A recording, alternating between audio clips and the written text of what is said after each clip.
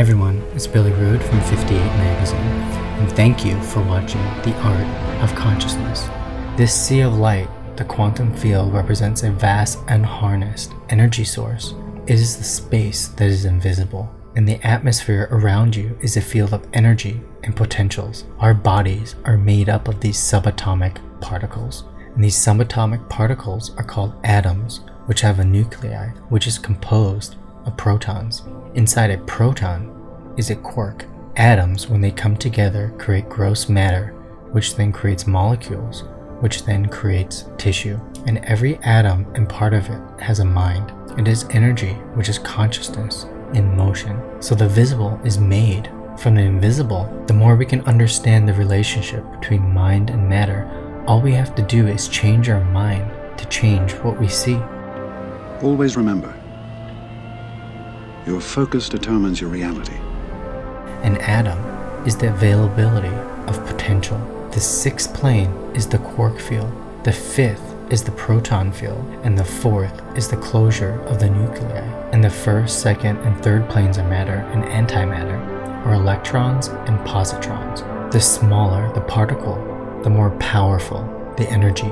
The energy that is unfolding in the splitting of the nucleus is the coiled energy that has been tightened down through the slowing of time. So these 7 levels of reality are hidden in the particle, and every electron that moves around this atom is because we allow it to move around it. They are your attachments, and these particles are energy waves collapsing with an orbital light which look like little lights, which are electrons. But if we can focus on the electrons, we could reverse the spin around the atom with our focused consciousness. So what affects this field? Thought is a wave of energy. When we have a thought, it adds or takes away these electrons, which changes the nature of its energy. Thought is created by the observer, our divine director in our head that watches every thought we create. When you have a thought, our observer uses that energy to change this field of energy around us, which creates our reality, our real. And our divine director observes upon a field of energy. Then that energy collapses to form what the observer expects, which is you. Every solid object is made solid by the observer and creator of that object and their beliefs. No matter what you think, it affects energy, and it can either be freeing energy, which is the past, or collapsing it, which is your future. Whatever you are thinking is constantly modulating or holding together what you expect to see, because you expect to feel it, to experience it. And everyone is doing this, even if they do not know it. We are always adjusting and modifying the state of nature, which is called reality. There is a reason that we are here. The voices and the symbols in my head led us here for a purpose.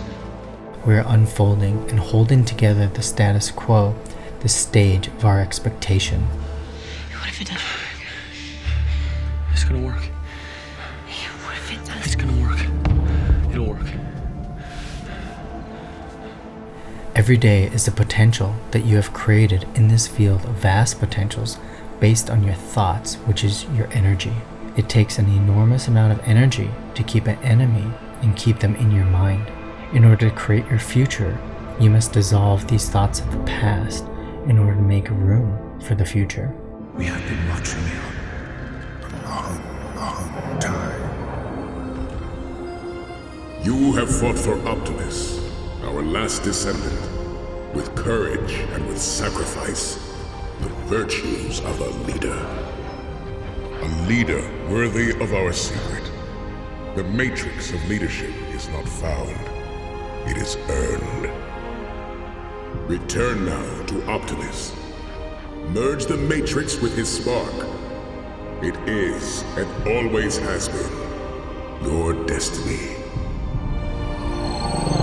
Once you change your focus, the past will dissolve, and your energy that holds them together will be liberated, so what you want can be reformed and reimagined. Our brain primarily talks to itself and to the rest of the body, not with words or images, or even bits or chemical impulses, but in the language of wave interference, the language of phase, amplitude, and frequency, which is called spectral domain. We perceive an object by resonating with it, getting in sync with it. To know the world is literally to be on its wavelength. When we look at something, we don't see the image of it in the back of our heads or in the back of our retinas, but in three-dimensional and out in the world. We are creating and projecting a virtual image of the object out in space, in the same place as the actual object, so that the object and our perception of the object coincide. The art of consciousness is one of transforming. We create space and time on the surface of our retinas. Like a hologram, the lens of the eye picks up certain interference patterns and then converts them into three-dimensional images. It requires this type of virtual projection for you to reach out and touch an apple where it really is and not just in our heads. We are projecting images all of the time out in space, and our image of the world is actually a virtual creation, like a video game. When you first notice something, certain frequencies resonate in the neurons in your brain. These neurons send information about these frequencies to another set of neurons.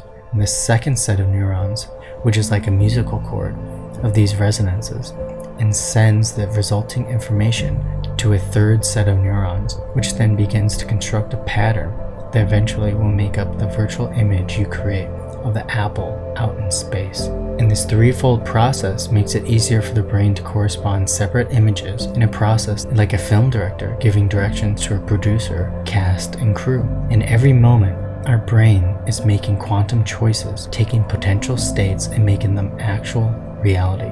And the universe is a vast dynamic cobweb of energy exchange with the basic substructure containing all possible versions of all possible forms of matter.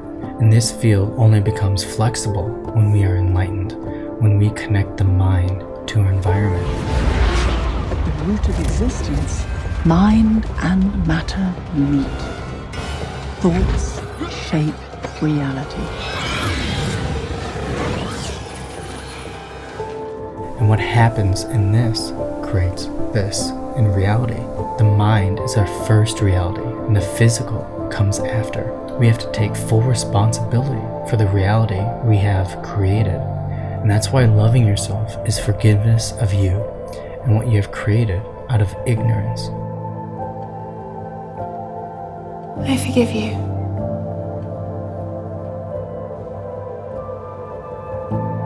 Forgive everyone around you. Celebrate the life you have and give life. Give consciousness and energy and knowledge.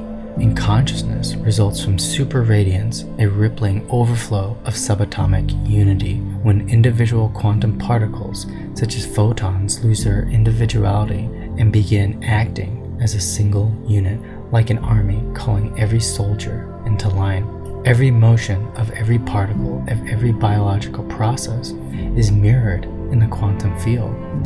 Our oneness extends out in the world. When we wish for something or intend something, an act that requires a great deal of unity of thought, our own oneness then becomes infectious. We are, in a sense, time and space. When we bring energy to conscious awareness through the act of perception, we create separate objects that exist in space through a measured continuum. By creating time and space, we create our own separateness. Learn to adjust and mold reality by the power of thought and emotion. The unseen actions create the fruit of the environment. For my ally is the Force, and a powerful ally it is. Life creates it, makes it grow. Its energy surrounds us and binds us. Luminous beings are we, not this crude matter. You must feel the Force around you. Here, between you, me, the tree, the rock, everywhere. Yes, even between the land and the ship. Our wishes and intentions create our reality. By moving energy from the base of your spine to the midbrain between our neocortices, that energy is given to the brain so that the brain is cleaned out, so that then who you were disappears, what you felt disappears, what you are worried about disappears. All other things are wiped clean in the brain because if the brain is the mechanism for creating tangible reality via thoughts, then we have to clean it up and get it pure so that whatever we place in here, the frontal lobe, as a focused, conscious thought will manifest out here in your environment in absolute clarity. Electrons with positrons and neutrons and neutrinos, it's all based on an attitude. And I'll try to summarize quantum mechanics by the film Cinderella. The molecular structures that make up a pumpkin also have a potential to be a carriage. All we have to do is change the intent. When she surrenders to her divine director, her fairy godmother shows up, and every rag has a potential of being beautiful. It is based on her intent. And the magic wand is the intent. They all have the potential in one reincarnation to become what they transformed into. The intent and magic to sped up their reincarnation and made the mice to white horses. And she longed for reality to go to this ball, and the impression of her divine director created that reality because she longed for it. The reality then came looking because without her, that reality would not exist. And the biology and the ontology that create a stable organism can be changed by the observer to become any part of its potential reality. We don't have to look outside of ourselves to find our fairy godmother. It is our divine director, the spirit inside of us. It has been holding and directing your reality as we continually declare and expect it to be. Everything that already exists can be changed when you are changed. This is how a master can turn water into wine and a rock into gold. All we need is a new attitude, an attitude of what perceives what will be, which causes the disintegration of what was to become what will be.